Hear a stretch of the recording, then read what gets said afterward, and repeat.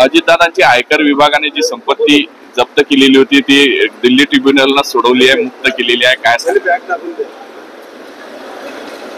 काय मैं नहीं खाऊंगा ना खाने दूंगा हा जो मंत्र आहे हा मोदींच्या लोकांसाठी नाही, हा देशामध्ये कष्ट करणारे, मेहनत करणारे, जीएसटीच्या माध्यमातून पैसे गोळा केले जातात आणि त्यांच्या मूळवर मित्रांना दिल्या जातात.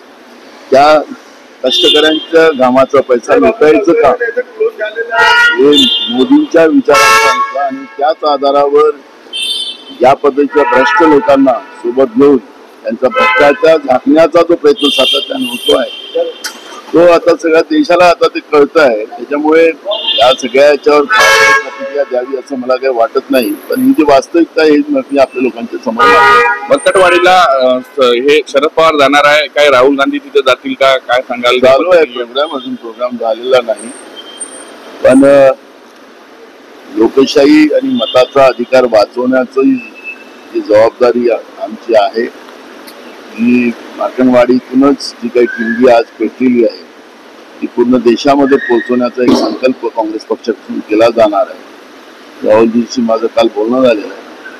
तो प्रोग्राम तयार करण्याचं काम चालू आहे. सगळी माहिती, मतदार याद्या आणि या सगळ्या गोष्टीचा अभ्यास दिल्लीमध्ये सुरू आहे. त्यानंतर मोमेंट जी आहे बॅलेटवाली ती मोमेंट सुरू करण्याची जी भूमिका आहे ती या ठिकाणी केली आहे. कुठंतरी ज्या पद्धतीने आज शपथविधी होणार आहे, मंत्र्यांच्या अजूनही रसिके सुरू आहे, आपलेही आमदारांचे रसिके होणार आहे.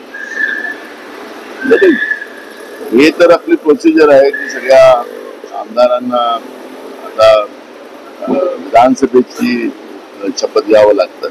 ही प्रोसिजर आहे. मंत्र्यांचं रसिकेच तर ते आपल्याला पाहायला मिळतं. मंत्रिमंडळाच्या साठी 13 दिवस त्यांना लागले.